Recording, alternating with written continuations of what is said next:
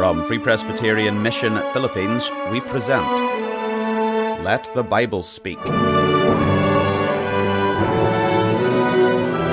It's good to have you with us today as we spend 15 minutes around the Word of God, preaching Christ in all His fullness to men and women in all their need.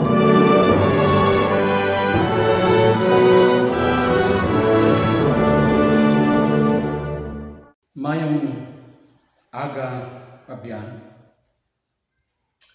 kagang aton nga tun-an sa mabuong panahon amo kining tig-ulo united with Christ na hiusa kung sa Cebuano pa diha kang Kristo, dira kay Kristo.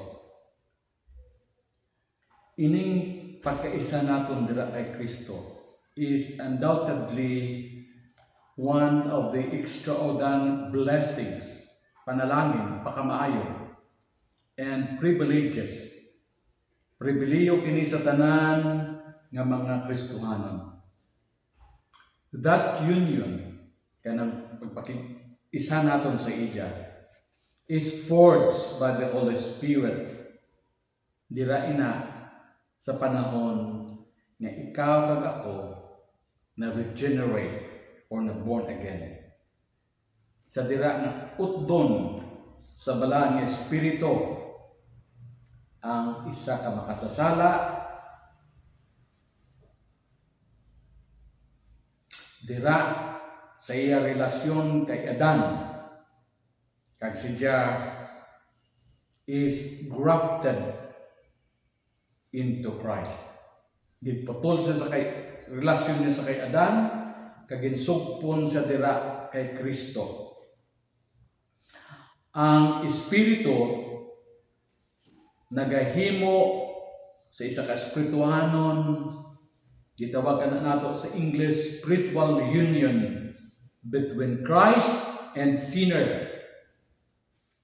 Kag ina nga pag isa nimo dira kay Kristo, dili ka na maguba sa Cebuano magunog, hindi ka na mautod, irreversible, kag ina tubtob sa katapusan, eternal. Again, that union is unbreakable, irreversible, and eternal. Pinaagi sina nga pagbuhat sa balaan nga Espiritu, iya ginabuhat ang gitawag naton covenantal relationship. Isa ka pakigsaad nga relasyon sa tunga sa Dios kag sa mga makasasala. Una nga relasyon sabto sa Dios kag ni Adan sa wala pa sila mahulog sa pagpakasala. Though the essence of this union, kining relasyon, pagkikisa sa Dios, is identical, sama-sama sa original covenantal union. Ang kinanlain na sini, one difference nga importante kag signifikante nga ining pakigsaad sa Dios sa tunga ni kag ni Adan proved to be breakable. Nautod sa Cebuano, naputol. Because sa anong rason? It was established externally from God's being. On sa pinulungan in English atong istorya. Apan ini ang Dios kag si Adan napamatud-an ang ilang relasyon na utod because it was established eternally from God's being. Nasabta nato na yan. But when the Holy Spirit, sa dira na ang balaan ng Espiritu, iya isahon ang makasasala dira kay Kristo, the bond is eternal. Ang relasyon sa Dios kag sa makasasala tubtub na sa katapusan is eternal to God's being. Sa ano nga rason? Ang rason dira, it lies with the second person of the Godhead. May mga panahon nga makahambal ako sa sinimbuano kay diri kita pangalagad sa Ginoo diri sa isla sa Mindanao, diin Cebuano ang amon nga pinulungan.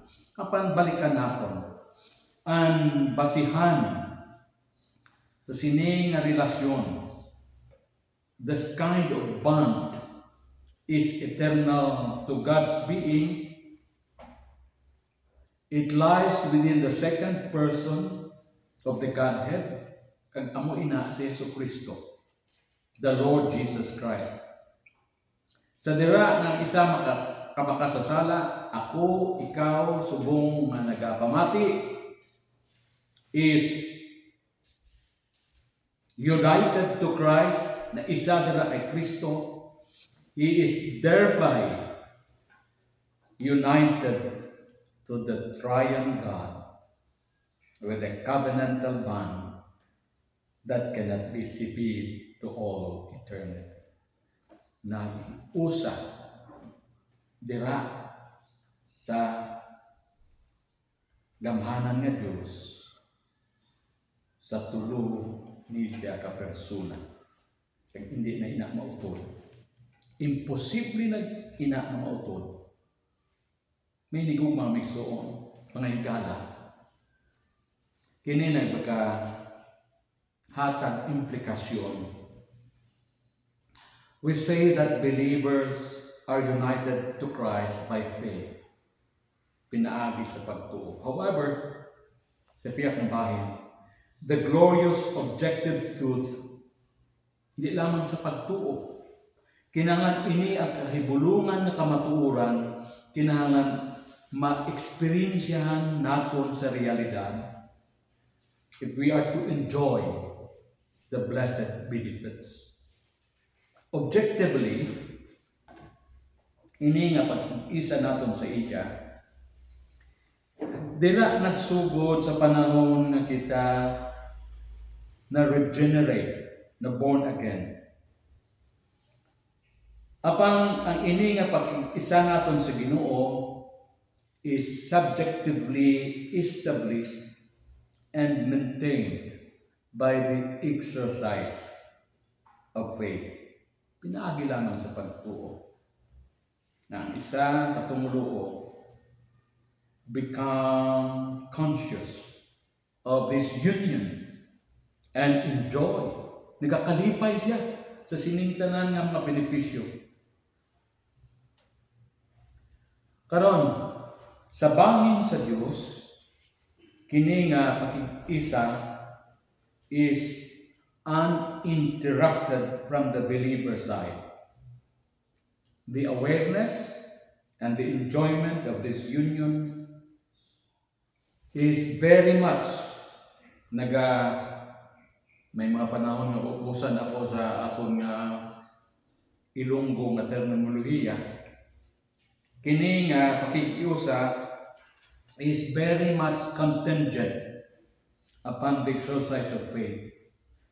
Sa dira ng isa katumulo, ikaw, for example, nagapamati subong, the more a believer exercises faith, the more he will enjoy the reality, ang realidad, and comfort, and kalipay of being united to Christ.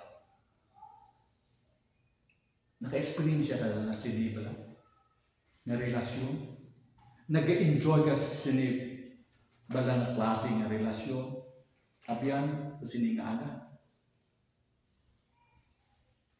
Minigugmahang nga abyan, enjoying this union is therefore directly proportionate to our believing appropriation of it.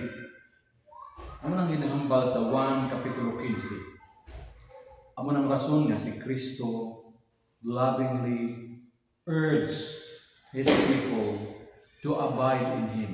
Kag ang hambal niya, He is saying, anong hambal niya dira sa 1:15, versikulo 4 kag 5? Abide in me, and I in you.